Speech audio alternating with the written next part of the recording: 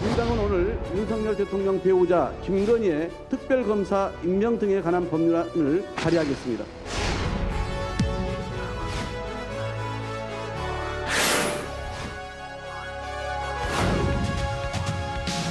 국민의 관심을 다른 곳으로 돌려보기 위함입니다.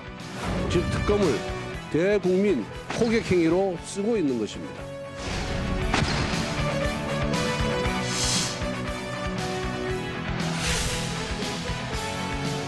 과연 빌렸는지, 또 빌렸다면 어떤 연관성이 있는지, 대가 관계는 없었는지, 이해 충돌은 되지 않는지 고발장을 제출할 예정입니다.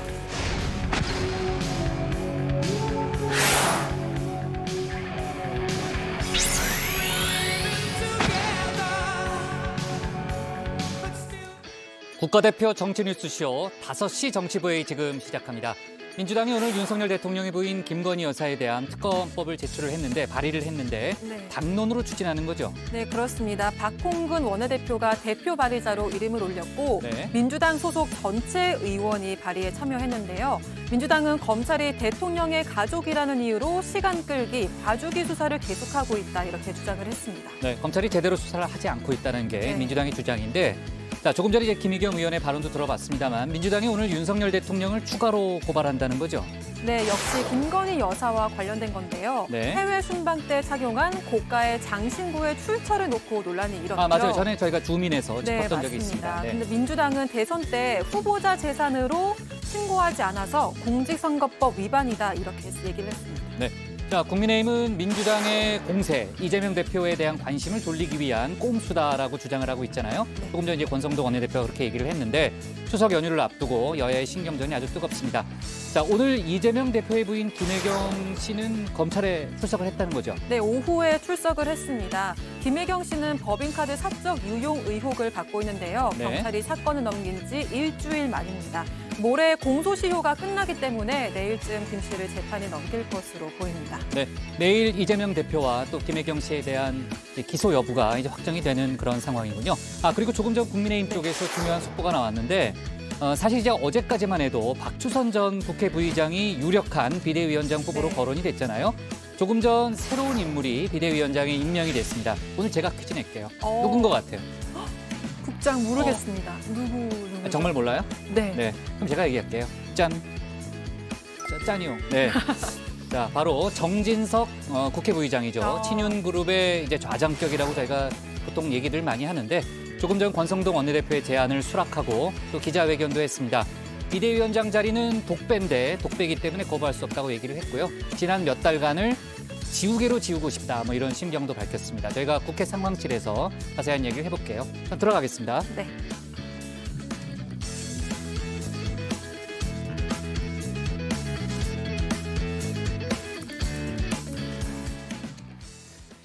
네, 오늘 회의는 신체커 박마커, 류 실장 조멘토 백반장 그리고 정치부의 예청자 정의원분들과 함께하겠습니다. 오늘도 속보 실시간 반영하면서 열어놓고 회의를 진행하죠. 자, 조금 전 이제 새로운 국민의힘 비대위원장 얘기를 했는데 권성동 원내대표가 내일 오후 2시에 퇴임 기자회견을 한다는 그런 속보도 들어왔네요. 신체커 이제 준비되는 대로 나가면 되고요. 회의가 진행되는 동안에는 소통반장 백반장이 직접 정의원분들의 의견을 받을 예정입니다. 자, 요즘 여야 모두 이제 뭐 혼란스러운 상황이 지속되고 있고 또 서로를 향해서는 공세를 펴고 있는데 댓글도 아주 다양하게 달리고 있죠. 네, 정말 많은 의견을 주셔서 오늘은 2가지 주제에 대해서 댓글을 정리를 해봤는데요. 먼저 민주당 이재명 대표의 검찰 소환 불응에 대해서 삼걸거리님, 이재명 당대표 정면 돌파로 맞불 아주 잘했습니다라고 의견 주셨습니다. 또 윤수희님께서는 검찰은 사력을 다해서 이재명의 비리를 밝히고 처벌하라 이렇게 얘기를 해주셨는데요. 또 다음은 국민의힘 내홍과 관련한 댓글도 많았습니다. 그중에서 방태숙님께서는 새 술도 없고 새 부대도 없는데 어떻게 새 술을 새 부대에 담을까요? 이런 의견 전해주셨습니다. 소중한 의견 모두 감사합니다. 네, 그리고 오늘은 지금 정치권에서 민주당 이재명 대표의 기소와 김건희 여사 특검법을 두고 맞붙고 있는 상황과 관련해서 여러분의 의견을 전할 예정인데요. 유튜브에 정치부회의 실시간을 검색하시면 댓글 참여하실 수 있습니다. 많이 참여해 주세요. 네. 자, 이재명 대표에 대해서는 지금 기소가 확정된 건 아니고요. 기소가 유력하다는 그런 얘기가 나오고 있고 지금 이제 공소시효 만료가 이틀 앞으로 다가왔기 때문에 만약 기소를 한다면 내일쯤 기소가 이루어질 걸로 보입니다.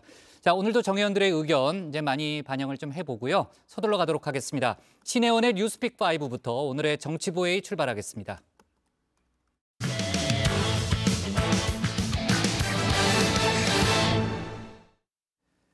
태풍 흰남노 피해와 관련해 윤석열 대통령은 최대한 빨리 특별재난지역 선포 절차를 밟겠다고 했습니다. 오늘 오후에는 직접 포항 아파트 지하 주차장 사고 현장을 찾기도 했는데요.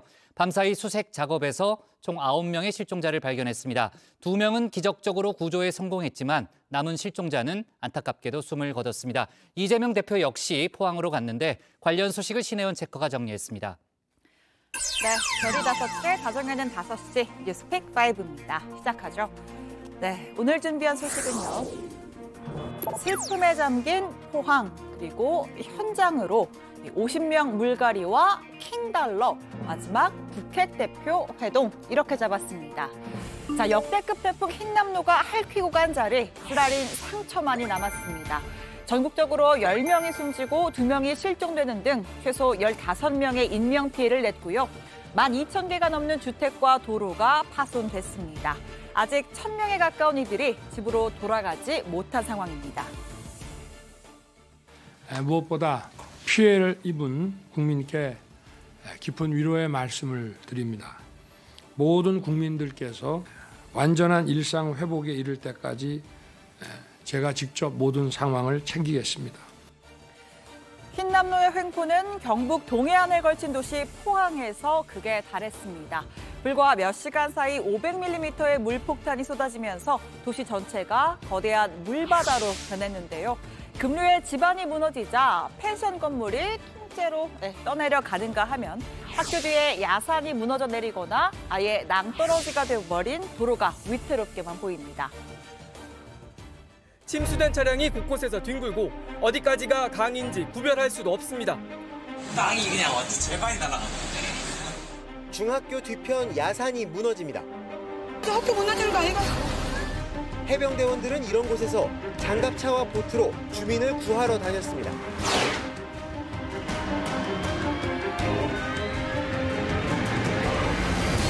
이거를 어떡하냐고. 이거를 누가 해결해 주냐고, 이거를. 네, 전국에서 10명이 숨지고 2명이 실종됐는데 그중 9명이 포항에서 나왔습니다. 도시 전체가 슬픔에 잠겼다고 해도 과언이 아닌데요. 특히 가장 거친 폭우가 쏟아지던 어제 아침 남구의 한 아파트 지하 주차장에서 주민 여러 명이 한꺼번에 실종됐다는 안타까운 신고가 접수됐습니다. 곧장 구조대원들이 현장으로 향했지만 밀려드는 물을 빼내는 것조차 쉽지 않은 상황이었죠. 오전 6시 37분, 굵은 빗방울 사이로 주차장 입구가 보입니다. 2분이 지난 6시 39분, 자동차 5대가 겨우 주차장을 빠져나왔습니다. 6시 43분, 이 시점엔 지상 주차장도 차체까지 물이 차올랐습니다. 또 2분이 흐른 6시 45분, 더 이상 주차장을 나오는 차량은 없습니다. 네, 이렇게 지하 주차장은 단 8분 만에 물에 완전히 잠겼습니다. 평소에는 말라있던 아파트 인근 하천이 갑자기 범람했고 곧장 지하 주차장으로 쏟아져 내린 겁니다. 10시간 가까이 물을 빼내고 나서야 본격적인 수색 작업이 시작됐습니다. 초조하게 흘러가는 시랫바늘이 저녁 8시를 지나칠 무렵 주차장 입구로 한 30대 남성이 구조대원들과 함께 모습을 드러냈습니다.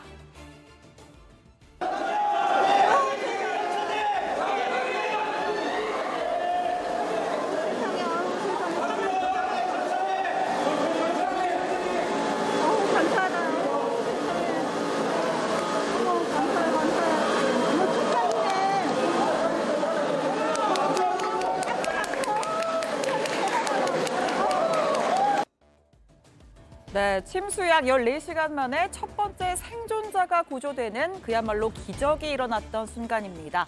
이 남성은 집에 있는 아이들을 생각하며 주차장 천장에 있는 배관에 매달려 버텨냈다고 합니다. 천만다행, 생명에 지장이 없는 상태입니다. 자, 이어서 약 1시간 30분 뒤 두 번째 생존자가 구조됐습니다.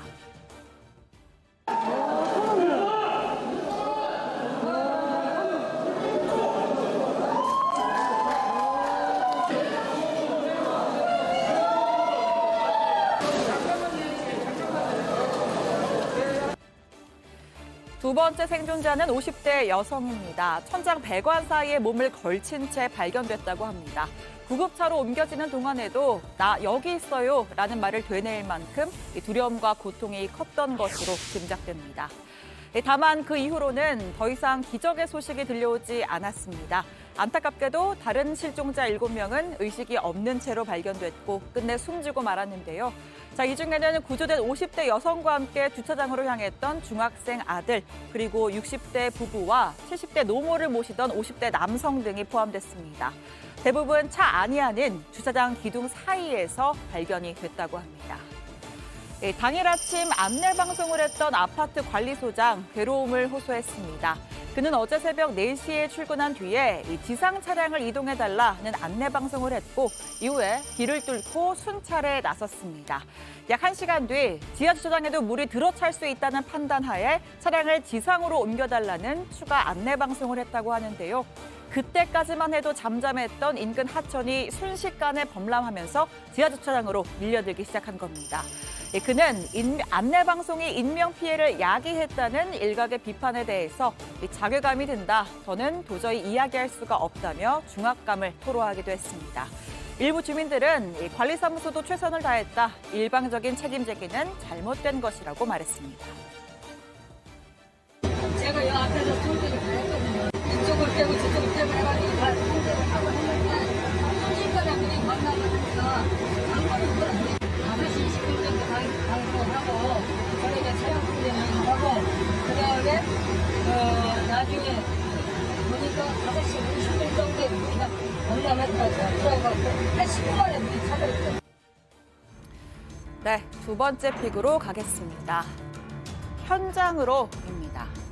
용산 대통령실이 태풍 흰남노 대응 비상근무 체제에 돌입했습니다. 윤석열 대통령은 그제인 5일 아침 이 대통령실로 출근한 뒤에 철야 근무를 섰고 어제 6일에도 집무실과 위기관리센터를 수차례 오가며 이 폭우 대응, 특히 포항 아파트 수색 작업을 진두 지휘했다고 합니다. 오늘 자정을 넘겨 약 40시간 만에 퇴근을 했고요. 이어서 다시 오전 9시 대통령실로 출근해서 긴급 근무회의를 주재했습니다. 그 지하 주차장에 그 침수된 차량을 꺼내오기 위해서 주민들이 들어갔다가 이런 참사를 겪게 돼서 정말 대통령으로서 밤잠을 이룰 수가 없었습니다. 어젯밤에 정말 기적적으로 두 분이 구출이 돼서 정말 그 생명과 삶의 그 위대함과 경의를 다시 한번 느끼게 해줬습니다. 저는 이따가 국무회의를 마치고 바로 가장 큰 피해를 입은 포항에 가서 지난달 수도권 집중호우 당시 대응이 미흡했다는 지적, 또 받지는 않겠다는 의지가 엿보이는데요. 대통령실이 전한 어젯밤 상황입니다.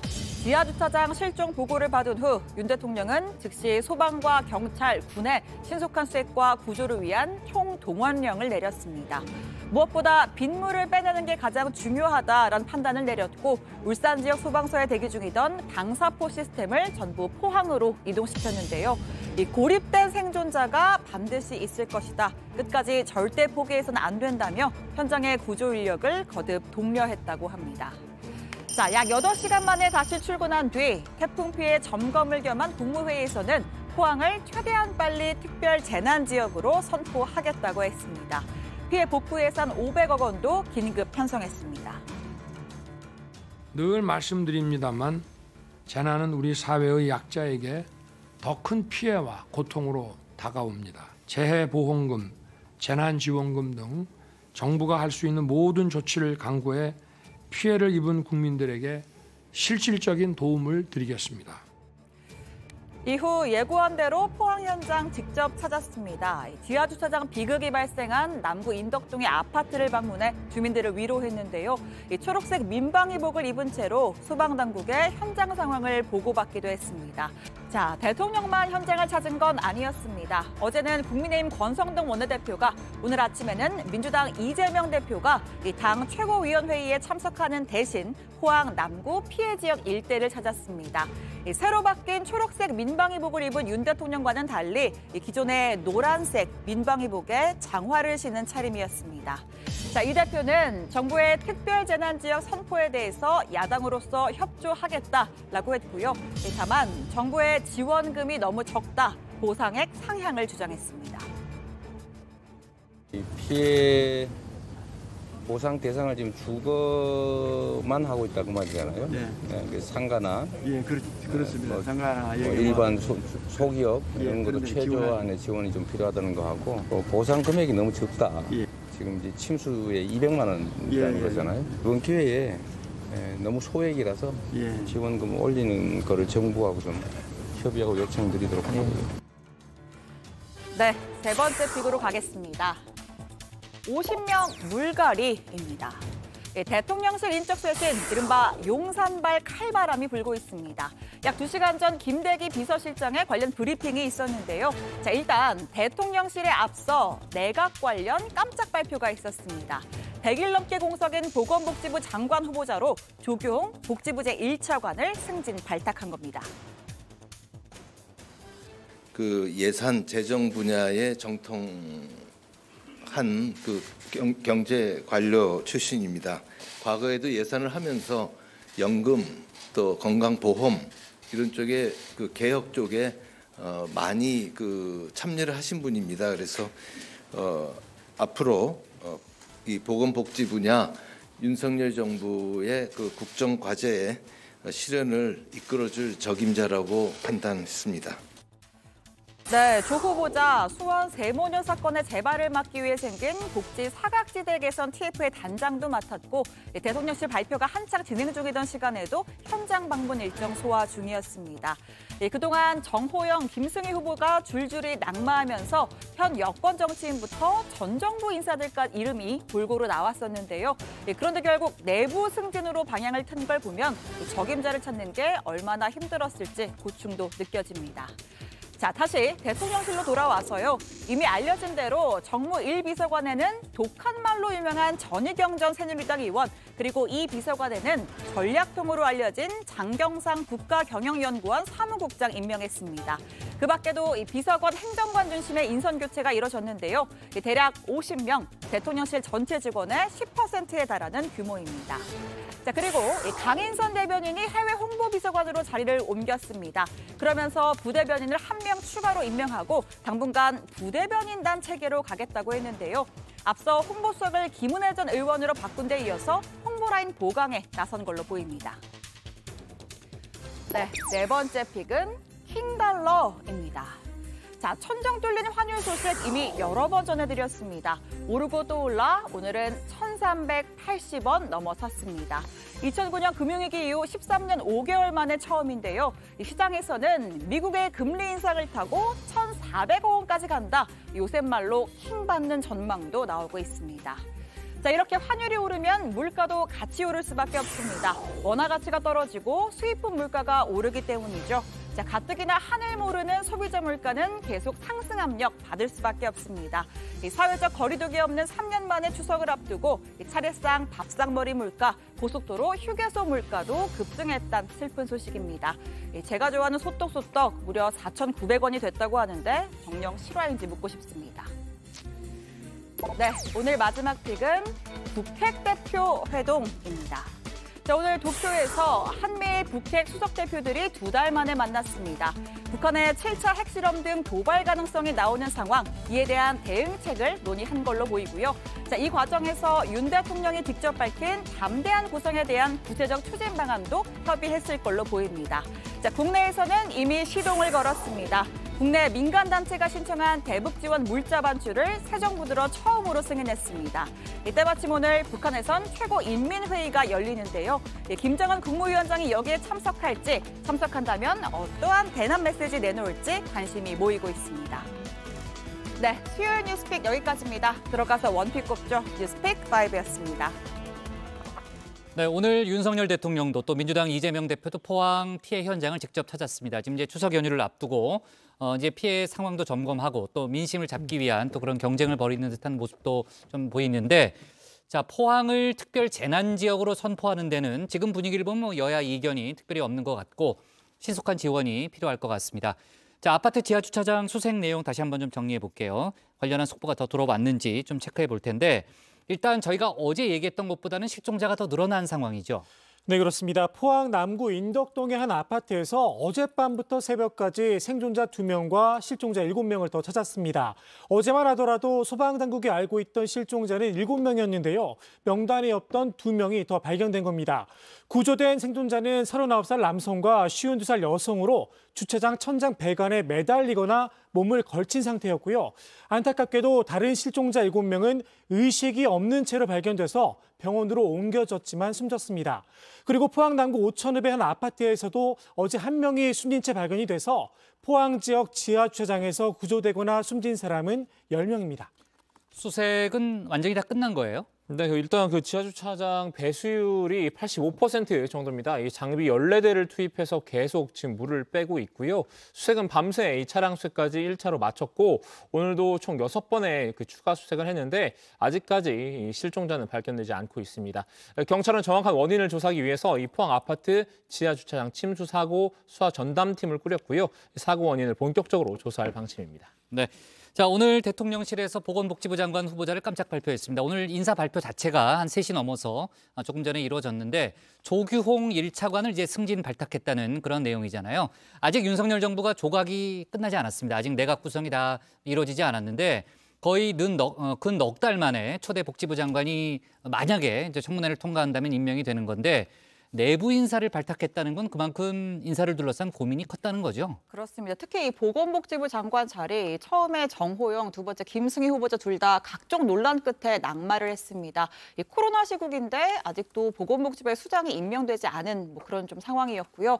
자, 대통령실의 인선에 고심 중이란 이야기가 들렸고 연금 개혁 같은 이슈를 주도할 수 있는 정치인 출신으로 할지 아니면 좀 관료 출신으로 갈지 고심이 많다는 그런 분석들이 있었는데 네. 그래서 나경원 전 의원 얘기가 들리기도 했었죠.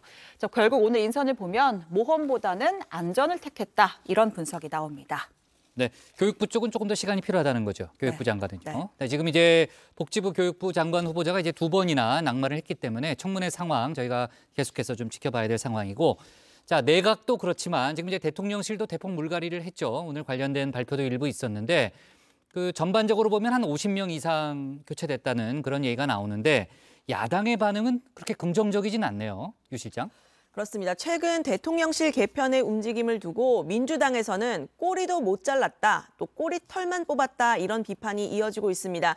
정작 논란을 일으키거나 사고를 친 이 수석급 인사들은 그대로 두고 실무진선에서 꼬리 자르기를 하고 있다는 겁니다. 국민의 인사 경고를 M1 실무자 교체로 가리겠다는 것은 비겁한 리더십일 뿐입니다. 국민이 요구한 쇄신은 더더욱 아닙니다. 이 모든 책임의 종착역은 윤석열 대통령입니다. 네, 여기에 여전히 검찰 출신 인사들은 칼바람을 피했다, 또 소위 윤핵관 라인만 타격을 입었다 이런 비판도 제기가 됐는데요. 관련해서 윤석열 대통령은 말을 아꼈고 또 김대기 비서실장은 애초에 검사 출신 비서관은 3명밖에 없고 쇄신은 언제든 이어질 수 있다고 설명했습니다. 윤 대통령 이야기 들어보시죠. 네. 대통령실 인적 개편이 특정 라인을 그 얘기는 제가 오늘은 언급하지 않겠습니다. 네. 자, 다른 태풍과 관련된 것만 좀 질문해 주십시오. 네. 자, 신체커가 고른 오늘의 원픽은 뭡니까? 네, 오늘 원픽입니다. 포항 향한 윤 대통령 특별 재난 지역 신속하게 선포입니다.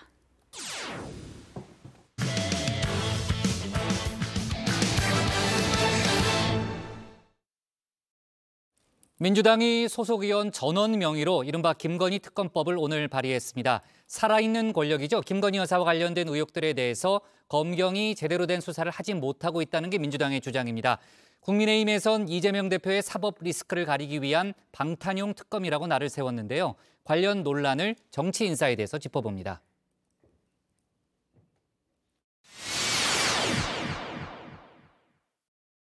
민주당은 오늘 윤석열 대통령 배우자 김건희의 주가 조작, 허위 경력, 뇌물성 후원 사건 등의 진상 규명을 위한 특별검사 임명 등에 관한 법률안을 발의하겠습니다.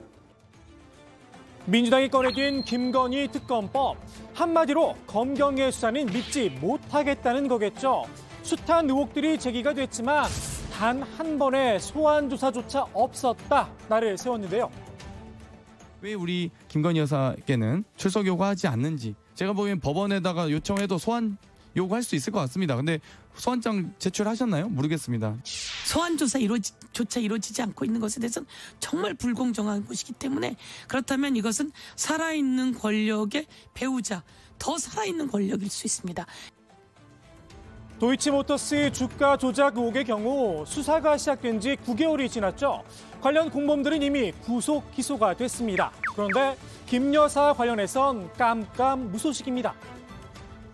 김건희 여사에 대한 수사는 거의 진도가 안 나가고 있습니다. 또 그 어떤 조사도 없었고 그 어떤 압수수색도 없었어요. 김건희 여사와 관련된 모든 이 의혹이나 수사에 있어서 검찰이나 경찰의 이런 무딘 칼날이 결국 민주당으로 하여금 특검법을 발의하게 하고 또 특검으로라도 수사해야 되는 거 아니냐.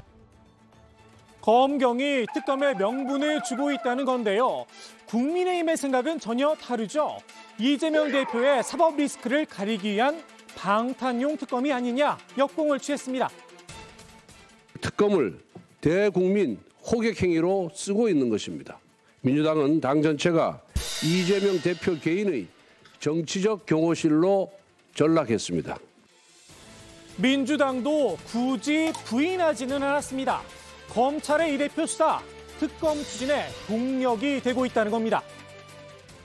검찰이 이렇게 무리한 출석 요구를 함으로써 오히려 그 동력이 더 생기고 있고 또 반대를 하셨던 분들의 입지도 매우 좁아지고 있습니다. 그렇기 때문에 저는 오히려 검찰이 정말 제가 이제 최고위 모두 발언에서도 이야기했듯이 한동훈 법무부 장관 또는 검찰이 김건희 특검법을 원하는 게 아니냐 싶습니다. 오히려 공세의 고삐를 한층 더 죄었는데요. 김 여사 이른바 고가 장신구 논란, 재산신고 누락 의혹이 불거졌죠. 대통령실은 2점은 지인에게 빌리고 1점은 소상공인에게 구매한 거다 해명을 했는데요. 이 해명 믿지 못하겠다며 윤석열 대통령을 공직선거법상 허위사실 공포죄로 검찰에 고발을 했습니다. 지난해 이른바 가짜 수산업자 사건이 있었어요. 예. 그때 외제차를 며칠 빌려 탔다가 다들 곤욕을 치르고 특히 박용수 특검 같은 경우에는 네. 특검을 물러날 수밖에 없었고 지금 검찰 송치가 돼서 조사를 받고 있는 걸 알고 있는데 지금 저 보석류도 지인에게 빌렸다라고 하는데 두 개 합치면 거의 1억에 가까운 액수입니다. 예. 외제차 한 대 값이죠. 지난달 민주당은 대통령실의 특혜 수주와 사적 채용 의혹에 대해서도 국정조사 요구서를 제출했죠. 국조와 특검, 검찰 고발까지 추석을 앞두고 대여 공세용 차례상을 푸짐하게 차리는 모양새인데요. 그 중심 키워드 단연 김건희 여사입니다. 민주당에선 이 대표가 김 여사를 타깃으로 삼아서 이른바 쌍특검을 포함해 더 강한 대여 압박에 나설 수 있다. 이런 전망도 나왔는데요. 이 대표 입장에선 이미 검경 수사로 털릴 대로 털린 만큼 꺼리낄 게 없다는 겁니다. 이재명 후보와 관련된 수사나 이런 것들은 종점을 향해서 이미 가고 있는 거고 예. 김건희 여사와 관련된 문제는 지금 겉장도 안 들춰보고 이게 이제 종결 수순으로 가거나 무혐의하거나 이렇게 보여지는 거죠. 그러니까 이재명 후보에 대한 조사나 수사를 여기서 어떻게 더 합니까? 이 대표 측은 검찰의 소환 통보에 전쟁이다라는 표현을 썼죠. 여야 사이에 전면전이 시작된 건 분명한 듯합니다.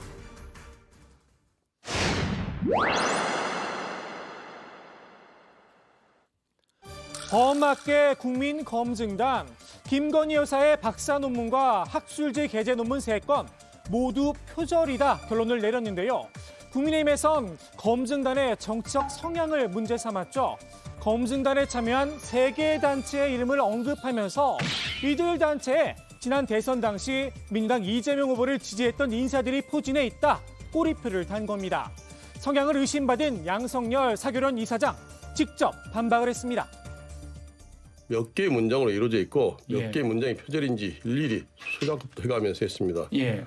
그래서 이 자료만 보면은 누가 설명 안 해도 충분히 알 수 있죠. 아하. 그래서 편향성, 정치적 편향성 그건 억지고 팩트만 저희들은 어제 보고 드린 겁니다. 이번 검증단엔 14개 교수 학술단체가 참여를 했죠. 이 가운데 3개 단체가 결론을 좌우할 수 있었을까요? 김 여사에게 자신의 논문을 도둑질당했다고 호소한 당사자죠. 구현상 숙명여대 교수도 정치적 목적은 없었다.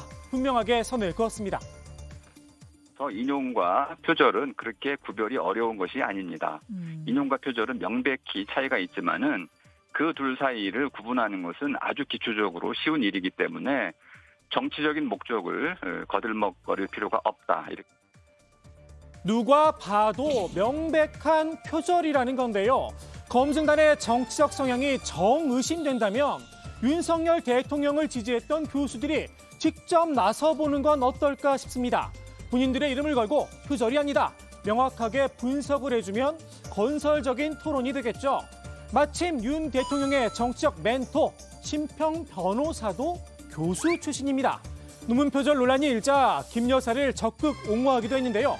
그런데 어찌된 일인지 정작 해당 논문을 읽어볼 생각조차 없다는 건 안 비밀입니다. 아직 논문을 안 보셨다니까 논문을 보시고 논문을 보신 다음에 꼭 저희 방송에 먼저 나와주세요. 그러나 제가 본 것보다는 전성기 교수의 판단이 옳지 않겠습니까? 아니 교수님도 하셨고 얼마든지 판정하실 수 있으니까 논문 저 전공이 아닌데 그런 논문가 검증단 측은 정치적 판단을 내린 건 오히려 김 여사의 논문에 면죄부를 준 국민대다 이렇게 날을 세웠는데요. 검증 결과가 정말 떳떳하다면 검증위원과 검증 기준을 밝히라고 요구를 했습니다. 자기들이 떳떳하면 그렇게 할 수 있겠습니까? 저희들은 검증위원 명단을 내부는 이제 저희들도 비실명을 했어요. 그렇지만 저희들 명단 다 공개했지 않습니까? 검증위원. 커피킬러를 돌릴 때 거기에 쓰이는 새긴 기준들이 있습니다. 그 기준들을 명시를 해야만 어떤 기준으로 커피킬러를 돌려서 표절률을 확인했는지를 알 수 있는데 그 부분을 전혀 발표한 적이 없기 때문에 기준 자체가 없는 것이라고 볼 수 있습니다. 국민대 BOD엔 유착관계나 비리가 있을 거다 의심의 목소리도 나왔죠. 국민대 제조사위원회의 이런 어떤 구성과 논리를 포함해서 이거를 뚜렷이 이것은 특정 개인을 비호하고 보호해주는 게 분명하거든요. 이 이면에는 다른 어떤 유착관계나 비리가 있지 않고서는 이게 이해할 수 없는 상황이라는 겁니다.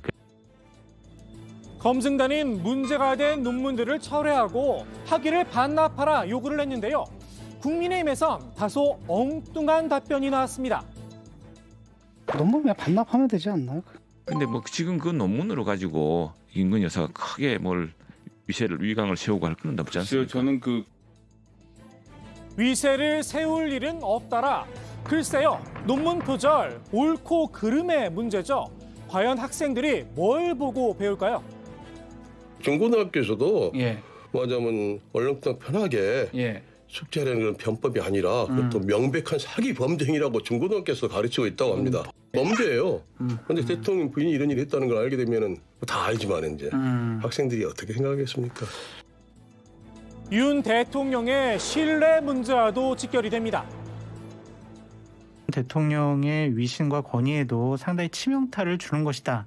논문 표절을 했어라는 프레임만 갖고도 대통령과 김건희 여사 이미지는 나빠질 수밖에 없어요. 총재할 수 있다. 보수와 진보를 넘어 김 여사의 논문이 왜 언론의 유익거리로 전락이 됐는지 곱씹어봐야 하지 않을까요? 오늘의 정치인사이드 이렇게 정리합니다. 학위 유지? 네. 자, 오늘 국회 본회의도 있었고 민주당이 의원총회를 열었습니다. 물론 이제 국민의힘도 의원총회를 열었어요. 뒤에 저희가 국회 상황실에서 이제 새로운 비대위원장 얘기를 해볼 텐데 민주당이 오늘 의총을 마친 뒤에 이른바 김건희 특검법을 국회의원가에 제출을 했다는 거죠. 네, 그렇습니다. 이 대표 발의자는 이제 박홍근 민주당 원내대표고요. 이 공동 발의자 명단에는 민주당 소속 의원 169명 전원의 이름이 올랐는데요. 민주당은 이 법안 제안 이유에서 검찰은 권력 남용적 행태의 진상을 밝히지 못하고 이 대통령의 가족이라는 이유로 시간 끌기 수사 봐주기 수사를 반복을 하면서 위법 행위에 눈 감고 있기 때문에 이 검찰의 중립성과 공정성에 대한 국내 의문이 지속적으로 제기되고 있다라고 지적을 했습니다. 정치적으로 중립적이고 이 공정한 특별검사 임명을 통해서 윤 대통령 가족에 대한 각종 의혹을 엄정히 조사해 진상을 신속하고 철저히 규명하고자 한다라고 밝혔습니다. 네. 자, 법안에는 특검 후보를 사실상 민주당 단독으로 추천하도록 명시가 돼 있다는 거죠. 그렇습니다. 민주당이 제출한 특검법을 보면 특검을 임명할 때 대통령이 소속되지 않은 교섭단체에서 2명을 추천을 하면 그중에서 1명을 대통령이 임명하도록 했습니다. 여당인 국민의힘이 추천권을 배제하고 민주당이 단독으로 이제 후보를 추천하도록 한 건데요. 이에 대해서 진성준 원내수석은 수사 대상이 이제 대통령의 부인이어서 이해 충돌의 소지가 다분한 만큼 야당인 민주당이 후보자를 추천하게 해서 이 수사의 공정성과 객관성을 확보하려는 것이다, 이렇게 밝혔습니다. 지난 2012년에 전직 대통령 이명박 씨의 내곡동 사저 의혹 관련 특검 때도 야당이 단독으로 2명을 추천해서 1명을 대통령이 임명했다고 설명했습니다. 네, 법안은 또 특검팀의 규모를 특검보 4명 그리고 파견검사 20명을 포함해 한 100여 명 규모로 꾸리도록 했는데요. 이 특검팀에 파견되는 공무원 가운데 3분의 1 이상을 이 공수처 공무원으로 구성하도록 명시했습니다. 이 민주당은 대부분의 수사 인력이 현재 검찰과 경찰에서 파견될 경우 공정하고 철저한 수사를 기대할 수 없는 상황이 올 수 있기 때문이라고 밝혔습니다. 네. 자, 민주당이 국회 다수 의석을 점하고 있고 또 특검법을 오늘 공식적으로 당론으로 발의를 했습니다만 국회를 통과하는 거는 또 좀 더 지켜봐야 될 그런 별개의 문제라는 얘기가 나오고 있죠. 왜냐하면은 일단 법사위 문턱을 넘는 게 만만치 않은 일이라는 그런 분석이죠. 네, 그렇습니다. 현재 법사위원장은 국민의힘 김도부 의원이 맡고 있는데요. 김 위원장이 특검법 처리에 협조할 가능성은 상당히 낮은 상황입니다. 특검법을 패스트트랙으로 지정을 해서 처리하는 방법이 있긴 한데요. 국회법에 따르면 패스트트랙 지정을 위해선 법사위 제적위원 5분의 3, 그러니까 11명 이상의 찬성이 필요합니다. 현재 민주당 소속 법사위원은 10명이라 1명이 모자란 상황인데요. 조정훈 시대전환 의원의 도움이 필수적인데 현재로서는 조 의원이 여기에 협조할지 미지수입니다. 특검법을 패스트트랙으로 지정을 한다고 하더라도 현행법상 본회의 통과까지는 최장 330일이 소요가 됩니다. 이 특검법이 패스트트랙을 지정을 거쳐서 이 본회의를 통과하더라도 이제 마지막 변수가 하나 남아 있죠. 이 윤석열 대통령의 거부권 행사인데요. 윤 대통령이 만일 이 거부권을 행사를 한다면 이걸 뒤집기 위해서는 이 국회 제적의원 3분의 2, 그러니까 200명 이상의 동의가 필요합니다. 현재 국회 의석 구조상 이 특검법 재의결은 현실적으로는 어렵다는 평가가 나오고 있는데요. 이 정치권에서는 이 민주당의 목적이 실제로 이 김건희 특검 도입에 있다기보다는 추석 연휴를 앞두고 이 정권에 대한 비판 여론을 키우려는 전략이 아니냐, 이런 분석도 나오고 있습니다. 네. 자, 어쨌든 그렇다 하더라도 지금 이제 민주당이 국회 다수 의석을 점하고 있기 때문에 앞으로 국회 내에서 상당한 공방이 불가피해 보이네요. 자, 오늘의 정치 인사이드 이렇게 정리하겠습니다. 김건희 특검법 발의, 추석 밥상 민심용 물음표로 제목을 잡겠습니다.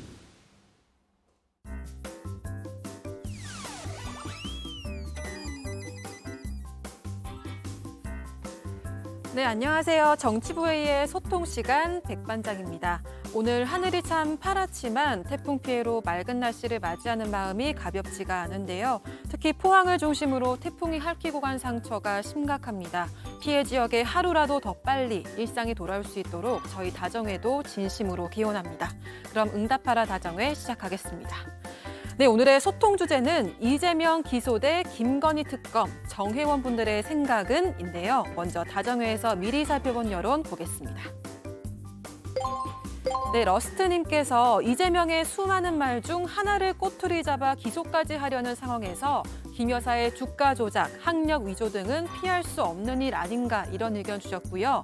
또 오웨이 SI님께서는 일반 국민과 똑같은 방법으로 수사하길 바란다. 일반 국민과 차별이 있다면 정의와 공정은 무너질 것이다. 이런 의견 보내주셨습니다.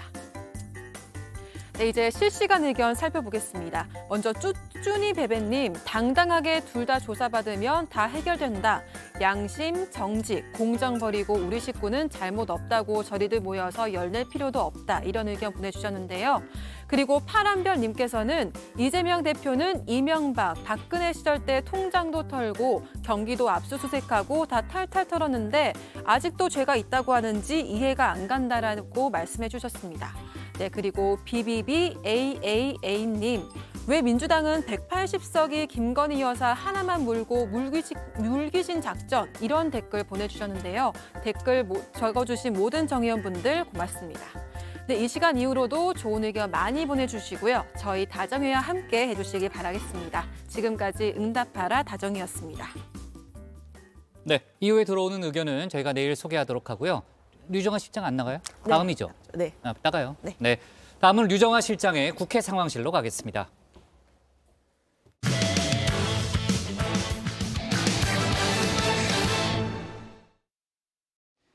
국민의힘이 새 비대위원장으로 친윤계 좌장으로 통하는 정진석 국회 부의장을 추인했습니다. 어제까지는 고사했다고 했던 정 부의장, 권성동 원내대표의 네 번째 설득에 수락을 했는데요. 정 부의장은 이준석 전 대표와 공개적인 설전을 여러 번 벌인 적이 있었죠.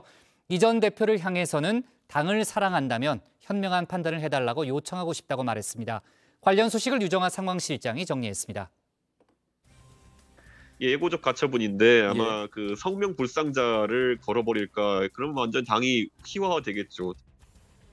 네, 추가 가처분을 또 예고한 이준석 전 대표, 이 성명 불상자가 아니라요 이름을 적시할 수 있게 됐습니다. 신임 국민의힘 비대위원장 정진석 국회 부의장이 맡게 됐습니다. 5선의 정 부의장, 윤석열 대통령이 정계에 처음 입문을 할 때부터 적극적으로 역할을 했었죠. 이렇게 좌진석, 우성동이라는 얘기도 나왔었는데요. 권성동 원내대표가 직접 정 부의장을 설득을 했고 사고 초려 끝에 비대위원장직을 수락했다고 합니다. 의원총회에서는 단 한 명, 김웅 의원의 공개 반대가 있었지만요. 75명이 참석한 상태에서 박수로 추인했다는 게 권 원내대표의 설명입니다. 새로운 비대위원장 후보를 물색할 당시에 제일 처음 떠오른 인물이 정진석 국회 부의장이었습니다. 그런데 정진석 국회 부의장께서 여러 가지 이유를 대면서 고사를 했습니다. 당이 가장 어려울 때 좀 도와주셔야 된다, 책임을 져야 된다 라고 계속해서 설득을 했습니다. 그랬더니 4년 동안 끊었던 담배도 피우면서 처음에는 완강하게 거절하다가 조금 전에 세 번째 찾아갔더니 마지막에 이렇게 승낙을 해주셨습니다. 네, 정 부의장이 비대위원장으로 선임이 되기까지 조금 갑작스럽기는 했습니다. 사실 오늘 오전까지만 해도요, 박주선 전 국회 부의장이 강력하게 거론이 됐었는데 이 당내 반발 등에 부딪히면서 고사를 한 것으로 알려집니다. 정 부의장은 어제까지만 해도 강력하게 거부 의사를 밝혔었는데요. 고심 끝에 입장을 선회하면서 이 독배를 피하지 않겠다고 했습니다. 의원님 이름도 언급이 됐었는데요. 저는 맡을 의사가 없다는 점을 분명히 권성동 대표에게 얘기를 했고 오늘 말씀 한참 됐죠. 권성동 원내대표에게 일임했어요. 그 새 비대위원장 인선은 권 대표가 갖고 있는 권한이니까 권성동 대표에게 일임하자 그렇게 의견을 모았습니다. 네, 이준석 전 대표와 법적인 다툼까지 벌이고 있는 국민의힘의 새 선장. 민주당 출신인 박 전 부의장보다는 원조 윤핵관인 정 부의장이 비대위원장에 더 적합하다고 본 걸까요? 정 부의장은 이 전 대표가 우크라이나에 갔을 때 자기 정치를 한다면서 공개적으로 비판을 했죠. 이후에 두 사람은 지방선거 공천 문제 등을 놓고 온라인상에서 여러 가지 설전을 벌이기도 했는데요. 이 전 대표와의 전면전이 예고된 듯한 모습입니다. 권성동, 이철규, 장제원 과 같은 윤핵관들 그리고 정진석, 김정재, 박수영 등의 윤핵관 호소인들은 네, 이 전 대표가 정 부의장을 윤핵관이 아니라 윤핵관 호소인으로 명명한 데 대해서는요. 윤핵관 이철규 의원의 반박이 있었습니다. 정 부의장은 윤핵관 호소인으로 부르기에는 더 핵심에 가깝다는 얘기였는데요. 나보다도 정진석 부의장이 훨씬 더 열심히 대통령을 위해서 노력하시고 했는데 그분을 윤핵관 호소인이라고 이렇게 조롱하고 표명하는 이런 바람직 같은 것도 아주 교활하게 사람을 갈라치기 하고 모욕하는 행위를 용납할 수 없다 이 얘기했어요. 네, 하지만 권 원내대표는 오늘 윤핵관 인사라는 비판 정면으로 반박했습니다. 정 부의장은 선대위에서 직책을 맡은 적이 없고 선거운동을 열심히 했다. 그걸로 윤핵관이라고 할 수 있을지 의문이다라고 한 건데요. 이 전 대표와 이 정 부의장의 갈등설에 대해서도 누구나 이 전 대표를 비판할 수 있다면서 큰 문제가 되지 않는다는 취지로 말을 했습니다. 이 전 대표는 비대위원장이 누구든지 간에 이 추가 가처분 한다는 계획이죠. 박주선 비대위원장 설이 거론될 때도 훌륭한 분이다. 꼭 모셔달라라고 말을 하면서도 가처분은 합니다라고 썼었습니다. 정 부의장이 비대위원장을 맡은 이상 더욱더 강대강 대치로 치달을 것으로 보이는데요. 비대위에 비대위를 만들겠다는 국민의힘과 가처분에 추가 가처분을 하겠다는 이 전 대표가 무한 루프를 이루는 듯한 모습입니다. 100만 21, 100만 22, 100만 23, 100만 24, 100만 25. 이거 다시? 네, 정진석 비대위원장 체제 이 전 대표와의 갈등을 어떻게 풀어갈지 관심이 쏠리는데요. 최근 이 전 대표의 행보, TK 지역에 머물고 있는 점이 눈에 좀 띕니다. 대구의 김광석 거리에서 기자회견을 하고요. 경북 칠곡에 있는 석담 종택에서 이 불천이 제사에 참여했다라면서 사진을 올렸습니다. 갓을 쓰고 도포를 입고 이렇게 절을 하는 모습 인상적인데요. 본인의 지위를 지키기 위한 이 투쟁, 국민의힘의 텃밭에서 하겠다라는 생각인 듯합니다. 보수 정당을 바꾸기 위한 노력 피하지 않고 바로 이 대구에서 더 가열차게 해나가겠습니다. 여러분이 도와주지 않으신다 하더라도 저는 이 길을 가겠습니다. 하지만 여러분이 도와주신다면은 그날은 더 일찍 올 것이라고 확신합니다.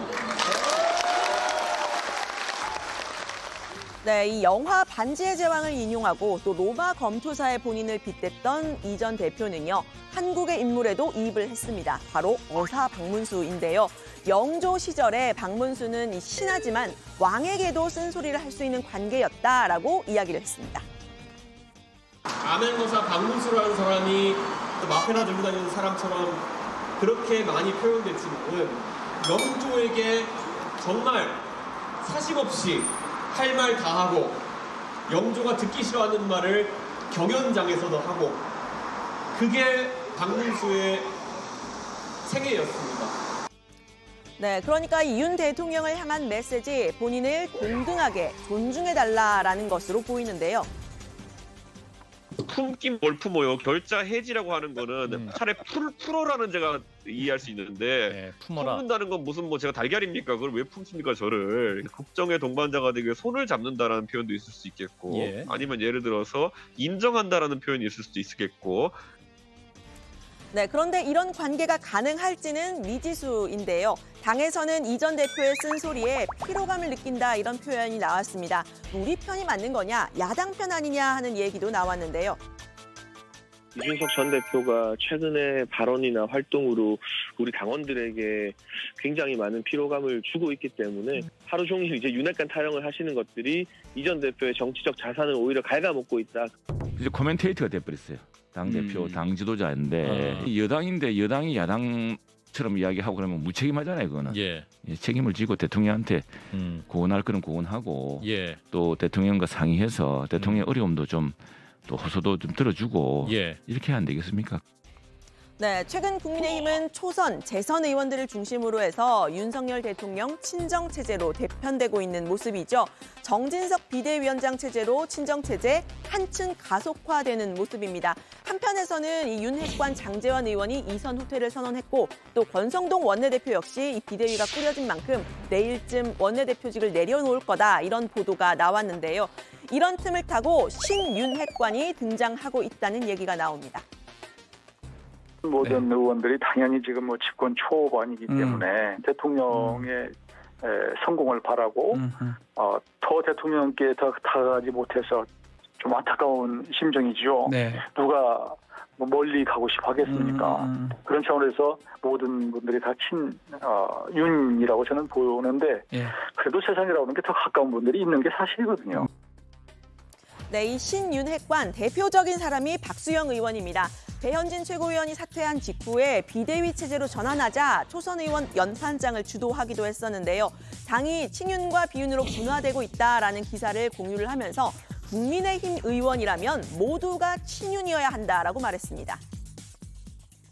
누구처럼 궤곡이 신군부 독재자 등 대통령께 대해 입에 담지 못할 욕을 하는 건 쓴소리 단계를 훌쩍 넘어서서 우리가 창출한 정권의 성공을 바라는 마음이라고는 도저히 볼 수가 없다.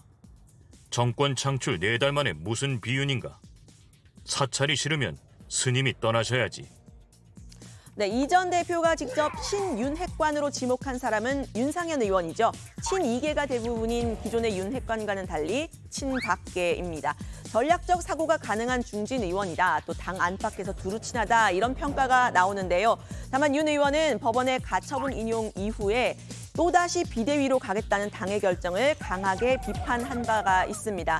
어제는 본인이 대표 발의한 대표 발의를 한 법안, 상대방의 동의 없는 통화 녹음을 금지하는 통신비밀보호법 개정안 관련 토론회를 열었는데요. 이 법안은 대선 당시에 논란이 됐던 김건희 여사의 7시간 녹취록 공개 같은 일을 막기 위해서 추진이 된다는 게 정설입니다. 결국 비밀 녹음은 단지 대화 내용이 녹음될 수 있다는 두려움을 넘어 생체 정보 유출 문제가 될 수도 있다는 것입니다. 네, 정진석 신임 비대위원장은 비대위원장이 독배라고 피해서는 안 된다고 생각한다. 윤석열 정부가 활주로를 날아오르도록 하겠다라고 이야기를 했는데요. 사실 도로 권성동, 도로 주호영 체제는 막았지만 윤핵관이 주도하는 체제는 이어질 것으로 보입니다. 이준석 전 대표와의 갈등은 어떤 결말을 맺을까요? 앞으로도 다정회에서 찾아봐 주세요. 네, 오늘 발제는 이렇게 정리합니다. 윤핵관, 정진석 신임 비대위원장, 독배 피해선 안 돼. 이준석 전 대표와 강대강 대치 예고? 네, 박주선 전 국회 부의장이 유력하게 거론이 됐지만 일단은 그 카드는 무산이 됐고 정진석 국회 부의장이 이제 비대위원장이 됐습니다. 돌고 돌아 다시 윤핵관이다. 이런 얘기가 정치권에 있는데 잠시 후에 제가 얘기를 좀 해보도록 하고요. 권성동 원내대표 관련한 이제 속보가 있죠. 내일 오후 2시에 이제 사퇴 기자회견을 한다는 그런 속보가 들어와 있습니다. 사실 이제 새로운 비대위가 구성이 되면 본인의 거취를 밝히겠다는 그런 입장은 내놨죠. 다만 물러나겠다는 뜻을 명시적으로 밝히진 않았는데 내일 이제 사퇴 기자회견을 하면서 여러 가지 그동안의 소회를 밝힐 예정이라고 합니다. 이르면 19일에 새 원내대표를 선출할 수 있다는 얘기가 국민의힘 내부에서 나오는데 지금 윤상현, 김학용, 김태호, 김상훈, 박대출, 조혜진 의원 등 여러 명이 거론이 되고 있습니다. 물론 이제 윤상현 의원 등은 이제 선을 긋고는 있습니다만 일단 당내에서는 이제 선수가 높은 의원들을 중심으로 원내대표 후보군들이 좀 거론이 되고 있는 그런 상황이고요. 자, 그리고 아까 유 실장이 설명을 했지만 오늘 김웅 의원을 제외하고는 다들 박수로 이제 정진석 새로운 비대위원장 체제를 추인했다라는 그런 발표가 있었는데 관련해서 이제 허은하 의원이 조금 전에 SNS에 글을 올렸습니다. 어떤 내용이냐면은 상당수 의원이 박수를 치지 않았고 나도 안 쳤다. 근데 어떻게 김웅 의원만 반대했다고 그렇게 발표가 되는지 이해할 수가 없다라는 그런 얘기를 했고요. 아무튼 2명은 명시적으로 반대를 했고 상당수 의원이 박수를 치지 않았다 이런 주장을 했습니다. 물론 이제 허은하 의원 같은 경우에는 이준석 전 대표를 많이 지원하는 그런 발언을 해오긴 했습니다만 당내 갈등이 계속될 수 있다라는 그런 또 생각을 자아내게 하는 그런 SNS네요. 자, 정진석 국회 부의장이 이제 권성동 원내대표의 아까 4번째 설득이라고 그랬죠. 4번째 설득을 받아들여서 비대위원장 자리를 이제 수락을 했고요. 기자회견도 열었습니다. 자, 기자회견 내용을 좀 짚어볼까요? 네, 권 원내대표에 따르면 이제 4번이나 설득한 끝에 이제 정진석 국회 부의장이 비대위원장직을 수락을 했다라고 하죠. 의총에서 취인되기 불과 1시간 전에 결심을 했다고 했는데요. 이 정 부의장은 지금 비대위원장을 독배라 한다면서도 독배라서 더 이상 피해서는 안 된다고 생각했다. 이렇게 먼저 소감을 밝혔습니다. 그 이후로 이 집권 여당의 국정에 대한 무한 책임을 들었는데요. 정 부의장은 지난 몇 달간의 내분을 지우개로 지우고 싶은 심정이라면서 당의 확고한 중심을 세우겠다. 윤석열 정부가 혼신의 힘을 다해 일할 수 있도록 집권 여당부터 정신 차리고 당을 신속하게 정비하겠다. 거듭 강조했습니다. 네, 정 부의장이 가장 고심했던 부분, 이준석 전 대표와 빚었던 갈등이었다고 합니다. 이른바 윤핵관이라고 불리기도 했는데요. 정 전 부의장은 갈등과 분열이 노정된 상황에서 제가 나서는 게 적절한지 수없이 자문을 했고 그런 맥락에서 처음엔 고사를 냈다 이렇게 밝혔습니다. 하지만 달리 선택지가 없는 상황에서 뒷전에 머무를 수 없어서 비대위원장직을 수락했다 이렇게 전했는데요. 이 전 대표를 향해선 당을 사랑하는 마음이 있다면 분열과 갈등을 이어가지 않도록 현명한 판단을 해달라 이렇게 말했습니다. 직접 만날 계획이 있느냐는 질문에는 아직 계획은 없지만 누구라도 못 만날 이유는 없다라고 생각한다 이렇게 원론적 입장을 밝혔습니다. 네. 지금 정진석 신임 비대위원장이 현직 국회 부의장이잖아요. 어떻게 되는 거예요? 사퇴하는 거예요?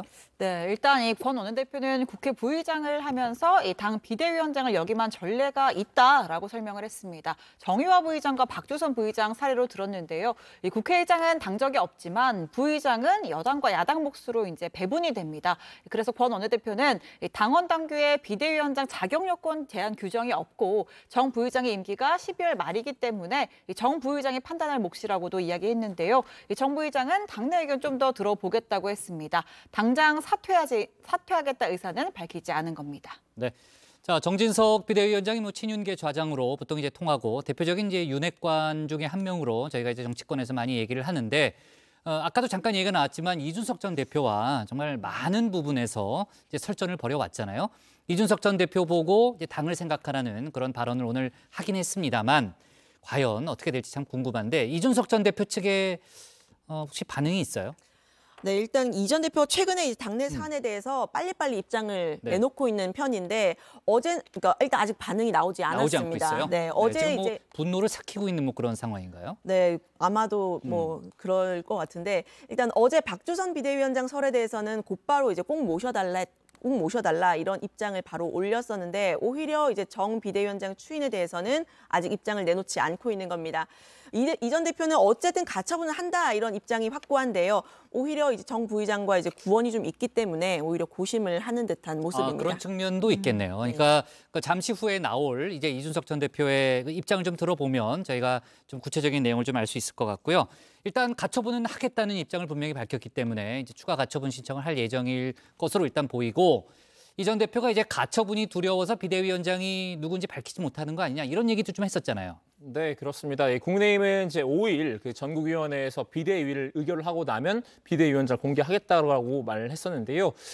유력하게 거론이 되던 이 주호영 전 비대위원장이 고사 입장을 밝히고 여러 사정으로 오늘 급하게 이 정진석 비대위원장을 설득을 해서 의원총회 추인까지 거쳤습니다. 비대위원장을 찾는데 좀 인물난을 겪었던 것 같은데요. 어제 재선 의원 간담회에 참석한 의원의 이야기를 들어보시죠.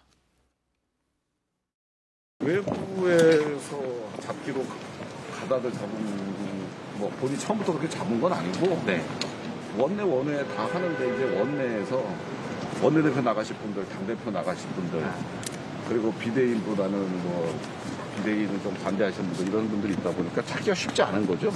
그래서 다양하게 그냥 어쨌든 오늘 신임 비대위원장을 선임해서 추석 명절 밥상에는 이제 비대위 체제에 대해서 여러 가지 얘기가 나올 것 같은데요. 연휴가 지나고 나면 또 굵직굵직한 이슈들이 기다리고 있죠. 네, 그렇습니다. 일단 이 전 대표가 제기한 추가 가처분 신청 그리고 국민의힘과 주호영 전 비대위원장이 제기한 이의 신청 등에 대한 법원의 신문기일이 14일로 예정이 되어 있습니다. 또 이 전 대표의 경찰 소환 일정도 16일로 잡혀 있는데요.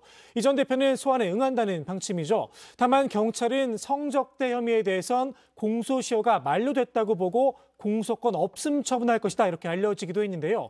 소환도 하기 전에 처분 내용이 알려진 건 이례적이라는 평가입니다. 성접대를 제공했다고 주장하는 아이카이스트 김성진 대표의 무고죄 고발과 이른바 7억 각서 등 증거 인멸 혐의에 대해서는 수사를 이어간다고 하는데요. 이런 해석이 나왔습니다. 그거는 이제 뿌리니까 공소시효가 지나서 공소권이 없더라도 이 나머지 부분들을 확인하기 위해서는 그래서 어떻게 보면 수사 내용이나 방향은 크게 달라지는 게 없는 것은 아닌가. 그리고 일각에서는 이제 가지치기의 의미로 나머지에 대해서 집중하겠다. 오늘 발제 이렇게 정리하겠습니다. 윤핵관 정진석 신임 비대위원장 이준석과 대치 예고로 제목을 잡겠습니다. 다음은 박준우 마커의 주민입니다.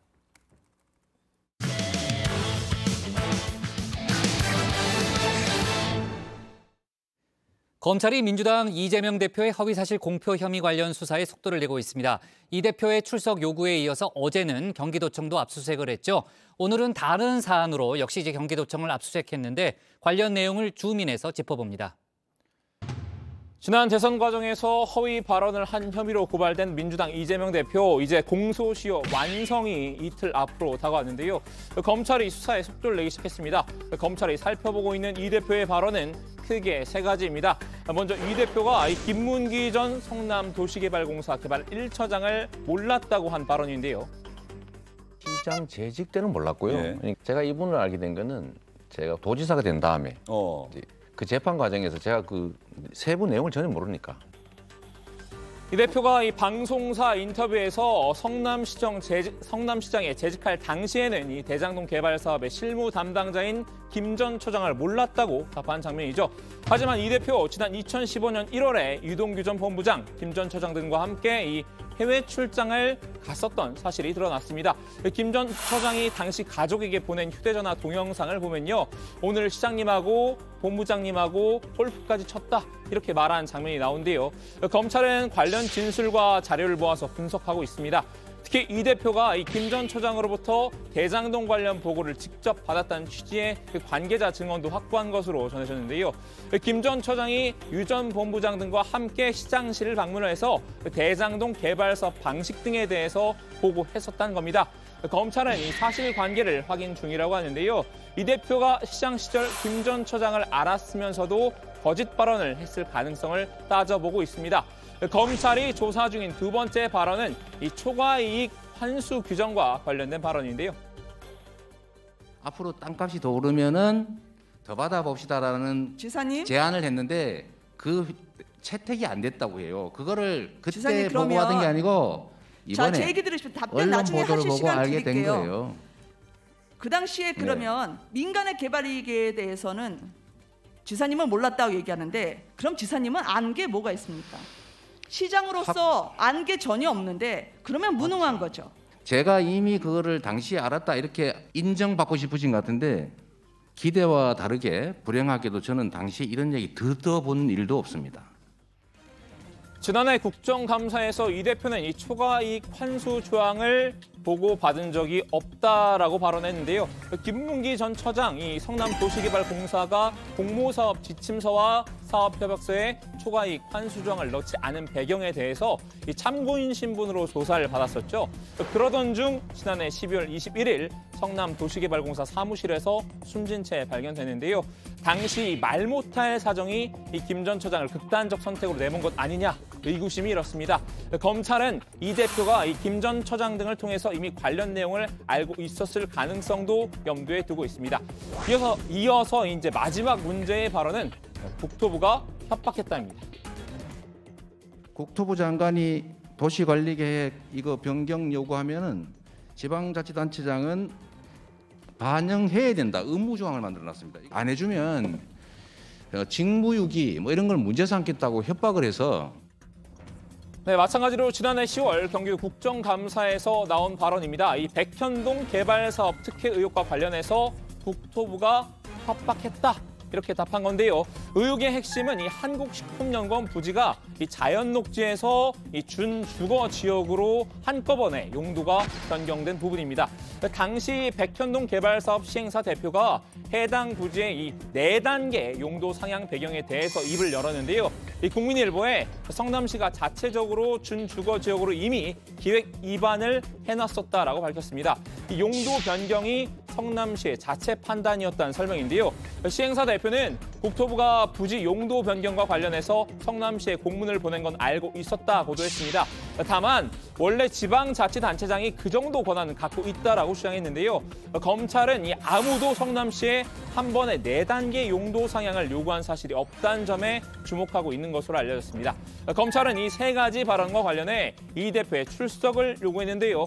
어제는 경기도청 압수수색도 진행했죠. 이 대표가 성남시장 시절 공보 업무를 맡았던 팀장의 사무실이 수색 대상이었다고 합니다. 민주당은 강하게 반발하고 있습니다. 이 대표에 대한 수사를 이 야당 탄압으로 규정했는데요. 당 차원의 총력 대응을 예고하고 이미 검찰과의 전면전에 돌입했습니다. 백현동 허위사실 공표, 대장동 개발 관련 허위사실 공표, 김문기 모른다 한 거 관련 의원님 출석 요구서가 방금 왔습니다. 전쟁입니다. 이제부터 전쟁이야. 윤석열 정권은 문재인 정부와 야당 인사에 대한 정치 탄압을 즉각 중단하라. 이 대표에 대한 수사는 곧 정치 탄압이란 프레임인데요. 민주당은 이른바 방탄 모드를 가동했습니다.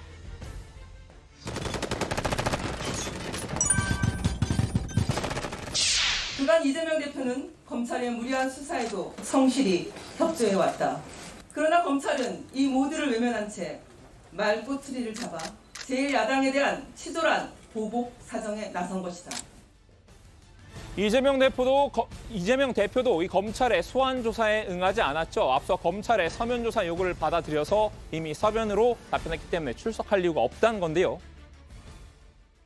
또 과거에 경쟁했던 정당 대선 후보에 대해서 87년 이후에 이렇게 소환했던 전례가 없었다.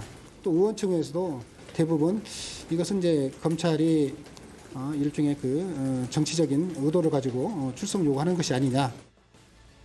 검찰의 이 경기도청 압수수색도 강하게 비판했습니다. 한마디로 이 추석 전에 야당 대표를 흠집내기 위해서 쇼를 벌였다고 주장했습니다. 추석 전 압수수색은 정치 쇼입니까? 아니면 무능을 자백하는 것입니까?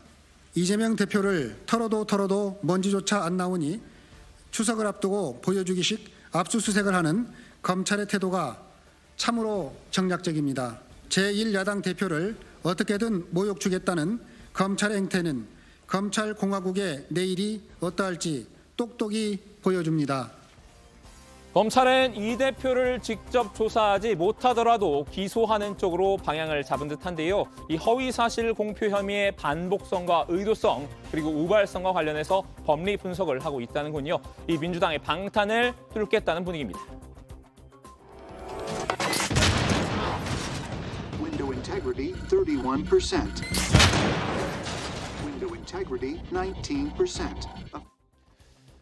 결국 민주당 개별 의원들도 육탄 방어에 나섰습니다. 서영교 최고위원은 섣불리 이 대표를 기소했다가 무죄가 나오면 검사가 옷을 벗어야 한다고 압박했습니다.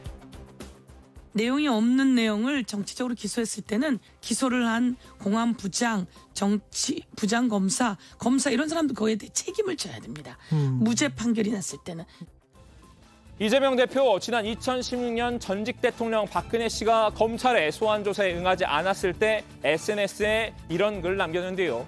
이 법 앞에 평등함을 증명하기 위해서 불법적 수사 불응에는 국민과 동일하게 체포영장을 발부해 강제 수사해야 한다라는 내용이었죠. 이 정치권 안팎에서는 지금은 맞고 그때는 틀리다냐라는 이런 비판도 제기됐는데요. 국민의힘은 이 대표와 민주당을 향한 비판 수위를 한층 더 끌어올렸습니다. 권성동 원내대표는 민주당이 이재명 경호실로 전락했다고 꼬집었는데요. 민주당은 당 전체가 이재명 대표 개인의 정치적 경호실로 전락했습니다. 이것도 모자라 사법영역마저 당 대표를 향한 충성 경쟁 레이스로 타락시키고 말았습니다. 그러나 이 낯뜨거운 질주로 얻어낼 것은 아무것도 없습니다. 오히려 법을 폐하기 위해 민주당이 몸부림칠수록 당 대표와 당 전체는 더불어 파멸의 길로 갈 것입니다. 정우택 의원은 이 대표가 겉으로는 강하게 나와도 속으로는 떨고 있을 거라고 예상했는데요. 이 선거법상 허위사실 유포죄는 형량이 세고 무섭기 때문이라고 지적했습니다. TV에 가끔 자막에 나오는 거 보면 아주 큰 소리를 치시는데 어느 드라마에 나왔죠? 나 떨고 있니? 네. 그런 상태가 아니신가? 영수회장. 나 떨고 있냐? 아니, 그렇게 겁나. 자, 오늘은 이재명 대표의 허위사실 유포 혐의에 대한 검찰의 수사 상황과 민주당의 대응을 정리해봤습니다. 만일 검찰이 이 대표를 기소한다면 민주당의 더 큰 반발이 예상되는데요. 오늘 주민 한마디는 영화 속 한 장면으로 대신하겠습니다. 이거 방탄유리야! 아직 한 발 남았다. 네, 공직선거법 공소시효가 이제 이틀 앞으로 다가왔기 때문에 내일 이제 많은 결론이 좀 있을 걸로 보이고요. 관련된 속보도 내일 정치부에서 잘 챙겨보도록 하겠습니다. 자, 정치부회 시작하기 전에 이제 막 들어왔던 속보인데요. 쌍방울 그룹의 횡령 의혹 등을 수사 중인 검찰이 오늘 경기도청을 압수수색하고 있다는 그런 내용이었습니다. 어제도 이제 경기도청에 대한 압수수색이 진행이 됐잖아요. 다른 건으로. 그러니까 연달아서 압수수색이 이루어지는 거네요. 맞습니다. 어제는 이재명 대표의 허위사실 공표 혐의와 관련해서 서울중앙지검 공공수사 2부가 압수수색을 한 거고요. 자, 이 대표가 경기지사 재직 때 언론 관련 업무를 담당했던 경기도 공무원 A팀장의 도청 내 사무실이 대상이었습니다. 자, 그리고 오늘은 수원지검 형사 6부가 경기도청 북부청사 평화협력국과 남부청사 소통협치국 그리고 경제부지사실을 압수수색하고 있다고 합니다. 네, 해당 장소는 2018년부터 2020년 이 경기도 평화부지사를 지낸 이화영 킨텍스 대표이사와 관련이 있는 것으로 알려졌는데요. 이 압수수색 대상에는 이 킨텍스 대표이사실도 포함이 됐습니다. 오늘 압수수색은 이 경기도가 2018년 민간단체 아태평화교류협회와 주최한 대북 교류 행사 비용 8억 원을 이 쌍방울이 부담했다는 의혹과 관련한 것으로 전해졌습니다. 네. 자, 그렇고요. 오늘 그럼 압수수색이 이재명 대표와 직접 관련이 있는 거예요? 네, 그렇습니다. 검찰이 이 대표와 쌍방울 간에 모종의 관계가 있는 것 아닌가 이렇게 본격적으로 들여다보는 것 아니냐 이런 분석이 나오는데요. 수원지검은 그동안 쌍방울 그룹 관련 수사에 3개 부서를 투입을 했습니다. 형사 6부는 쌍방울 그룹 횡령 배임 의혹을 또 공공수사부는 이재명 대표 변호사비 대납 의혹을 각각 수사해 왔는데요. 최근 두 사건이 서로 관련이 돼 있다 이런 판단에 따라서 통합수사팀 형태로 운영이 되고 있다고 합니다. 여기 형사 1부는 쌍방울 그룹 수사 기밀을 검찰 수사관이 쌍방울 그룹 임원에게 유출했다는 의혹을 수사해왔습니다. 네. 자, 그리고 이재명 대표의 부인 김혜경 씨가 오늘 오후에 검찰에 출석을 했습니다. 이재명 대표 같은 경우는 이제 정치 보복 여러 가지 이제 또 서면 조사에 응했다는 여러 가지 이제 이유를 들었는데 검찰 출석 조사에는 김혜경 씨는 응했네요. 네, 그렇습니다. 김혜경 씨는 오늘 오후 1시 40분쯤 검찰에 출석을 했습니다. 수원지검 공공수사부가 배임과 공직선거법 위반 혐의를 받고 있는 김 씨에게 출석 조사를 통보한 데 응한 겁니다. 공직선거법 위반 범죄 공소시효 완성을 앞두고 검찰이 이 대표 부부 모두에게 소환을 요구하면서 압박 수위를 높이는 모양새인데요. 이 대표는 검찰 소환에 불응하겠다는 방침을 밝혔지만 김 씨는 지난달 23일 경찰의 소환에 응해서 5시간가량 조사를 받았던 바가 있습니다. 김 씨는 오늘도 이 경찰 소환 때와 마찬가지로 이 남색 정장 차림이었고 이 변호사를 대동을 했는데요. 다시 한번 이 김 씨의 혐의를 간략하게 정리를 해보면요. 이 경기도청 전 사무관 배모 씨가 이 경기도 법인카드로 이제 김 씨의 개인 물품이나 음식값을 치른 사실을 알고도 용인했다는 혐의를 받고 있는데요. 경찰은 지난달 31일 이 공무원 신분이었던 배 씨에겐 업무상 배임 혐의를, 김 씨에게는 배임 혐의를 적용을 해서 기소 의견으로 검찰에 송치를 했습니다. 경찰이 유형에 해당한다고 파악했던 액수는 150여 건 이상이고 2천여만 원입니다. 네, 검찰이 김혜경 씨를 내일 기소할 가능성이 높다는 얘기가 일단 많이 나오긴 합니다만 저희가 내일 상황을 좀 지켜봐야 될 것 같고요. 이재명 대표가 김혜경 씨 소환이라든지 수사에 대해서 혹시 입장을 밝힌 게 있나요? 네, 이 대표는 김혜경 씨의 검찰 소환 관련 질문을 받고 지나치게 정쟁의 에너지를 소비하는 것 같아서 안타깝다고 말을 했습니다. 직접 들어보시죠. 정치가 국민들의 삶을 챙겨야 하는데 이 주어진 권한으로 삶을 챙기기보다는 지나치게 정쟁에 에너지를 많이 소비하는 것 같아서 참 안타깝습니다. 앞으로도 우리 국민들의 삶을 챙기고 또 이 어려움을 극복해 나가는데 총력을 다하겠습니다. 네, 이재명 대표의 오늘 발언 들어봤습니다. 오늘 정치부회의는 여기까지 하겠습니다. 저희는 내일도 오후 5시 정각에 다시 찾아뵙겠습니다. 네, 내일도 뉴스가 많네요. 유 실장, 잘 챙겨요. 네. 네.